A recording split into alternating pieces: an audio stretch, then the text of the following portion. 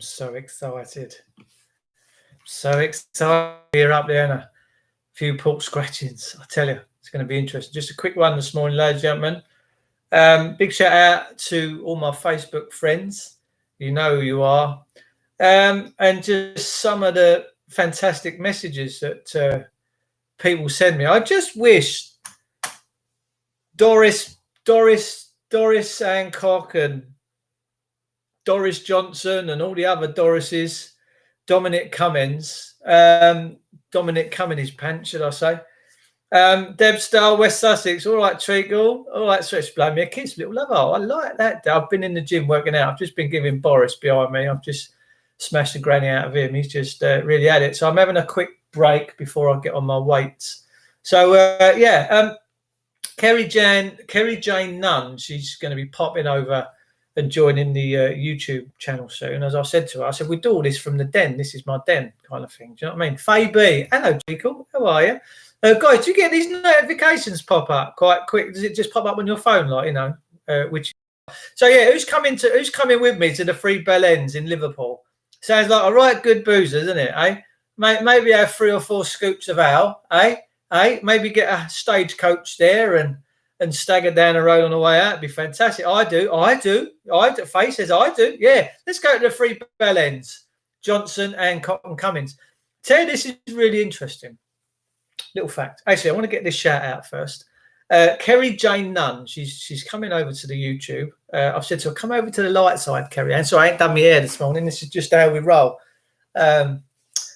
She said, oh, great. As I can't like on YouTube for some reason. I don't know why. Yes, all is well. And try to stay sane in the mad world. Just worried about the future of my children. She said, honestly, I watch a lot of people, but you give off a great vibe of happiness. Oh, happiness. You remember old Ken Dodd? You got to love it, ain't you? You give off a great vibe of happiness and positivity. So really honest, thank you. She sent me a picture of her kids and her family. She said, this is my world. I pray they stay safe. People like you give me hope. I'm telling you. Fantastic. Right. So that's a big shout out there to Kerry Jane Nunn. And she's going to be popping into the channel at some point, no doubt. It's lovely, isn't it, when you get lovely messages like that? I bet Doris Johnson and Matt Hancock don't get messages like that now, do they? Interesting story. My missus, who's just out on the yard now, I can see her from here. Our horses are back home, so she has to go out and pick up all the manure every day. We get people fight for it over the front. In fact, I'm going to save a few bags this year so that when the police come round, I can throw it over them. I'm going to call it my bailiff bag and just throw it all over them. Here, me lover, have some manure, have some of that. I'm working on that. I'm doing all my paperwork and getting stuff in. Hopefully we'll be free pretty soon. It's just a very quick video this morning, guys, 5-10 minutes, nothing major. But I wanted to bring you this story. My missus's parents are down at the moment, and they're beautiful, beautiful people. They really are. And my missus's mother, who's in my kitchen at the minute, probably having her breakfast, is her dad was a Conservative MP for Parliament, right? George. And he done the job for many years. He was a D-Day veteran. He got blown up on the beach. They left him for dead for 2 weeks, and he managed to survive, and he come home. And whilst he was convalescing, his first wife come to see him in hospital and was so distraught at what she'd seen of her husband that on the way home, just before she got home, she had a brain hemorrhage and died. So George was in hospital with a couple of young kiddies and a dead wife, and him fighting for his own life. Can you imagine? So, but he later on in life, he got through the war, he convalesced, and he actually married second time round the nurse that convalesced him and had another 2 kids, which is my mother-in-law and her sister. So George was a Conservative MP for Parliament, and my missus, who I can see from my security cameras right now, and her dad and that, used to have dinner with Margaret Thatcher. All right? Used to have dinner with Margaret Thatcher. Lovely, lovely people. I love them to pieces. She sat there last night, and we've been very vocal over the last few years. I've got my opinions. She's got her opinions. And remember, ladies and gentlemen, opinions are like bum holes. Everybody's got one. All right, everybody's got one. We've all got an opinion on something, haven't we? Whether it's the weather, our biscuits, our sunshine, our drinking water. We've all got an opinion. We have. And that's a beautiful thing, because the world's a beautiful place, right? The world is a beautiful place, ladies and gentlemen. Let me tell you. And I want to tell you something before I do go. I'm only going to do 10 minutes here this morning. Is that the light side of life and the light people and the light souls, we win this battle. Make no mistake about it. We are winning. We are absolutely in a spiritual war right now, and we are winning right now. Trust me, we are really, really, really winning. Don't never think that you're not winning. Trust me. All you have to do is distress the crown, and the crown is you, really. You're the living, breathing soul, so you are the crown. But you have to stop these public servants. That makes me laugh when I say that word, public servant. Then it make you chuckle on the inside, like the Chuckle Brothers when they sung their song. There's nothing servanty about them, is it? They're the master race now. Because if you don't do what they say and told, if you don't think the way they want you to think, they come around, inject you, take you off, cart you off, put you in a loony bin. It's just how it happens, isn't it? So, but my mother-in-law, I'm not married, but I've been with my missus. This will be her 20th year. And I've said in June, when she's been with me 20 years, she's going to get a Blue Peter badge. I'm going to stick her a Blue Peter badge on her chest. And funnily enough, when she was a kid, Margaret Thatcher stuck a Conservative badge on her ear and pierced the skin. See, violent people, these politicians. She did apologise. She went, I'm sorry, dear. And Nick went, it's all right. I've got another one. This one's going down now. Look, it's got a hole in it. It's going down. But my mother-in-law has always been a very staunch Conservative and very, very matter of fact, and believes in the system and wouldn't have you dare question the system. Well, she's took me breath away last night, because we were sat having our dinner. They've come down for the weekend in their beautiful new motorhome, and it is beautiful. It's just outside my office.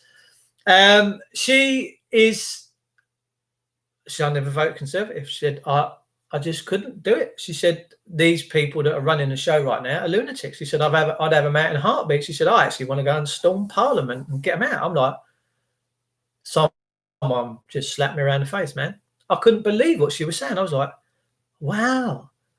Boris Johnson, she said, he's just an idiot puppet. He's all about control. He's ruining this country, breaking it up. And she said, I'd throw them all in, she said, I'd have them all out. She said, my dad, as a Conservative MP for Parliament, she said, would be turning in his grave. He would be, and I'm like, wow, interesting when, and now her other daughter's a school teacher, headmistress. They're very professional people, and they're very good people, and they're all like so dismayed with what's going on right now. And I tell you what, that's encouraging. And she's actually starting to listen to what I've got to say. Not as though I want to impress myself on it. I don't want to impress myself on anybody, because you all have your own greatness, and you're all awesome in your own right. Like I say, you've all got your own opinions, because you've all got bottom holes, right? And everybody's got one. But the point is this: people now are starting to really pay attention to the skullduggery that these people are up to. And I tell you what, I can't get enough of it. It's just absolutely, absolutely amazing. So, ladies and gentlemen, I'm going to continue to go back to, I've done Boris. Boris has just had half hour. Been trouble in Liverpool, Dave. They ain't having none of it. Good. Tell you what, if Liverpool don't stand up, I'll make this before we disappear, right? They're ushering in a new world order, right? And they're doing it through the back of this virus. As we've seen the police turning up with firearms and looking like Gestapo. If you've not seen Europa, the last battle on BitChute, you might want to go and have a watch of that. It's 5 hours long, let me tell you. But you'll go, wow. So they're implementing their final hurdle, right? The final piece is the puzzle that they've wanted to do. And the government and their people have been doing all under the radar for many years and many centuries. We've not really taken much notice of them. But now they're out in full view. Who's watching. So Liverpool is the second biggest city next to London, right?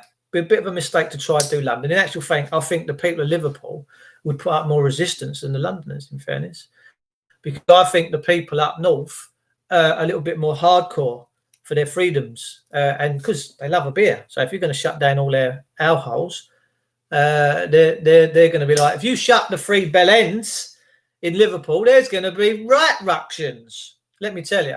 But if Liverpool falls, this is a test case. This is to see how the people react.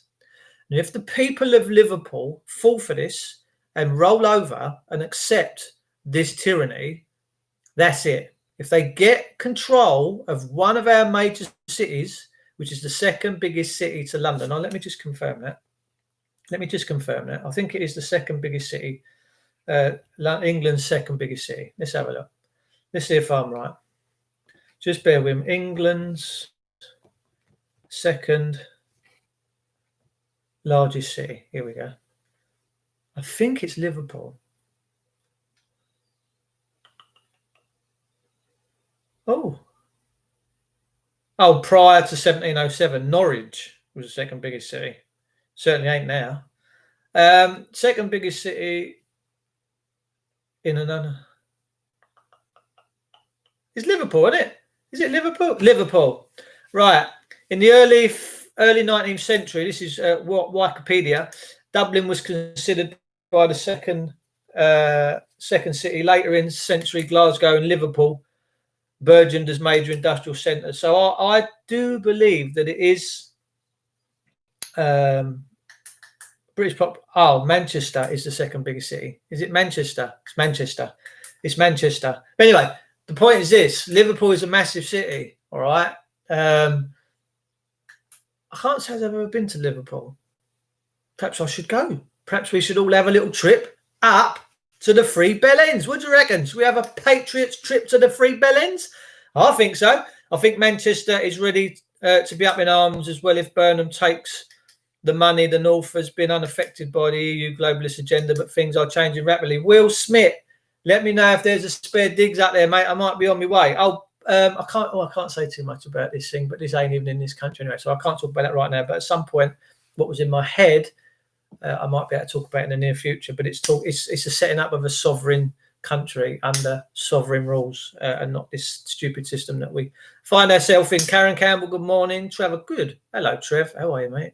Great administrator of my channel, Trev. Don't take that nonsense. Anyone comes in giving it all the big one, tread right on them, quicker than a car salesman in a car showroom. Let me tell you. Alan Walker, I'm in Liverpool, Dave. I've got friends in Liverpool. Bosh, set me up, son. We're coming up to the Three Bellends. Come on. I want to have a few scoops in the Three Bellends. I'll bring Noisy Tone with me and all, because Noisy Tone likes a few scoops. He gets his daily dose of iron, don't you, son?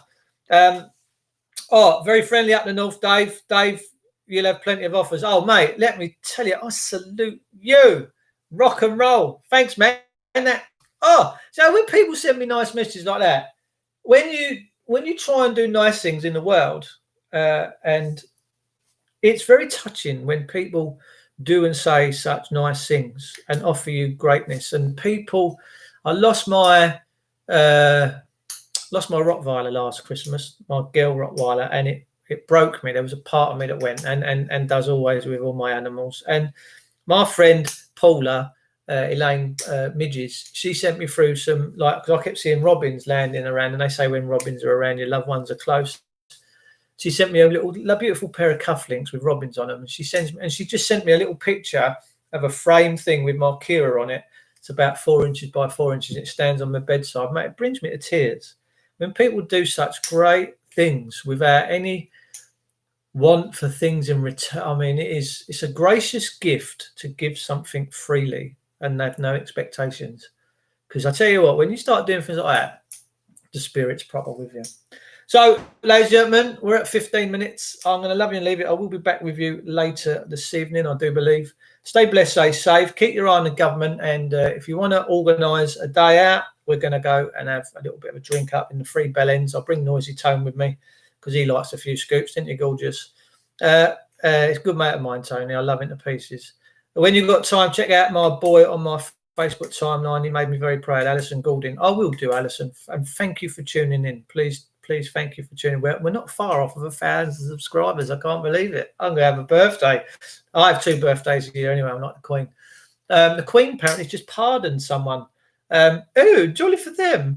See you later. Yeah, take care, folks. West Sussex, thanks for joining. Likewise, mate. Yeah, Noisy Tone, you are a dude. I love it to pieces. You've got such a good art tone. You can see your heart outside your body, man. It's just big and beautiful. But I'll see you all soon. Take care. Love you all.